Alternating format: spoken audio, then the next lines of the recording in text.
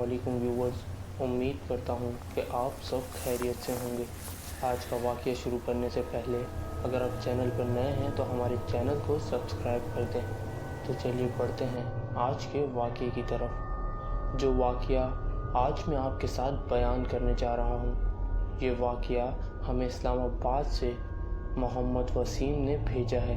हमारे दोस्त कहते हैं मेरे पुप्पो की बेटी की शादी थी और मेरे सारे घर वाले वहाँ गए हुए थे।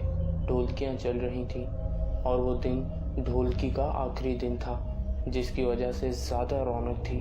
मैं मोबाइल फ़ोन का काम करता था, इसीलिए मैं रात को अक्सर लेट घर आया करता था।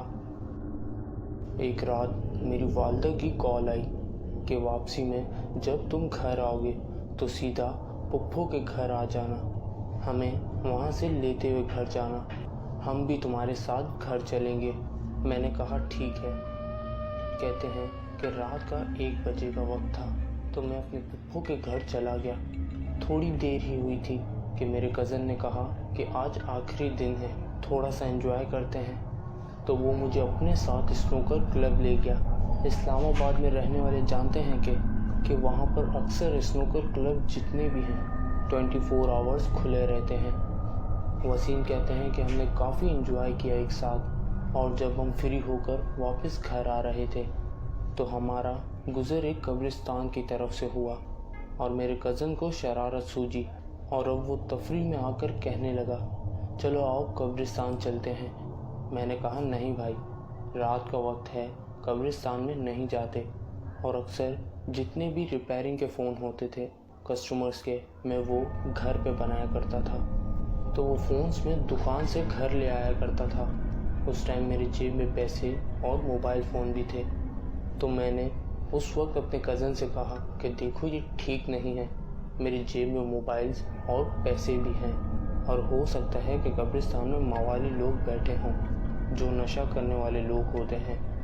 हो सकता है कि वो हमसे ये सब छीन लें या कोई ऐसा हादसा पेश आ जाए। वो कहते हैं कि मैंने बहुत मना किया लेकिन मेरे कज़न ने मेरी एक ना सुनी और अब वो मुझे अपने साथ ले जाने के लिए कहने लगा, जाओ यार वसीम तुम डर गए। तो फिर मैंने भी कहा अगर ऐसी बात है तो फिर आ जाओ, चलो मेरे साथ। कहते हैं कि जैसे ही कब्रिस्तान के दरवाजे से दाखिल हुए, सामने से एक कुत्ते ने हमारा रास्ता क्रॉस किया। तो मैंने अपने कज़न से कहा कि देखो, हो सकता है कि ये हिंट हो अल्लाह की तरफ से कि आगे मत जाओ। मैं अपने कज़न को समझाने लगा लेकिन वो मेरी बातों को मजाक में उड़ा रहा था। उसने मेरी एक भी बात ना सुनी और कहने लगा कि मैं नहीं डरता, और कहने लगा कि मैं अक्सर ऐसी जगहों पर अकेला भी चला जाता हूँ, मुझे कुछ नहीं होता, तुम डरते हो। तो मैंने कहा चलो ठीक है, ऐसी बात है तो मैं भी नहीं डरता, और अगर अब भी तुम समझते हो कि मैं डरपोक हूँ तो हाँ यार ठीक है, मैं डरपोक हूँ। मैंने उसे कहा कि एहतियात पछताने से बेहतर है। तो मेरे कज़न ने कुछ ऊंची ऊंची बातें कर दी। कहने लगा कि मैं ऐसी वीरान जगहों पर अकेले जाता रहता हूँ और मुझे डर नहीं लगता, मैं किसी से नहीं डरता। थोड़ी देर ही गुजरी होगी कि सामने से एक औरत चलते हुए नज़र आई जो हमारे सामने से गुज़र रही थी, यानी हम दोनों को एक दूसरे के आमने सामने से गुज़रना था। जैसे ही वो हमें क्रॉस करके आगे गई, हमने मुड़कर देखा तो वो औरत चलते जा रही थी, लेकिन जब मैंने उसके पैर देखे तो उसके पैर मुड़े हुए थे। जब ये चीज़ मैंने देख ली तो वो औरत हैरत अंगेज़ तरीके से पीछे मुड़ी और हमारी तरफ भागते हुए आई।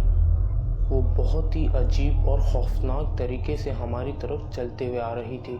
कहते हैं कि मेरे जो कज़न जो इतनी बड़ी बड़ी बातें करते हुए जा रहा था, वो एकदम से खामोश हो गया और हम दोनों तेज़ी से भागे। जिस स्ट्रीट में बाहर का रास्ता जा रहा था, हम उस तरफ तेज़ी से भागे। वहाँ पर स्ट्रीट लाइट्स भी लगी हुई थी। हम तेज़ी से कलमा पढ़ने लगे और उस तरफ भागने लगे और आयतल कुर्सी पढ़ने लगे। हम विर्द करते करते भागते गए। हम कहीं भी बिल्कुल भी नहीं ठहरे और पीछे मुड़कर नहीं देखा। हमने पुप्पो के घर जाके ही सांस ली।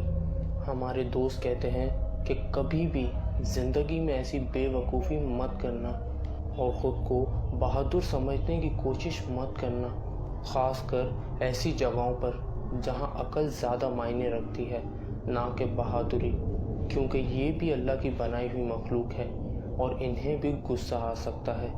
इनके हाथों से भी इंसान का कत्ल हो सकता है।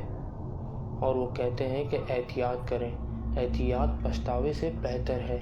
और एक चीज़ का ज़रूर ख्याल रखें कि कभी भी ऐसी वीरान जगहों से गुज़रें तो आयतल कुर्सी का विर्द ज़रूर करें, ताकि इन अनदेखी मखलूक से अल्लाह ताला आपको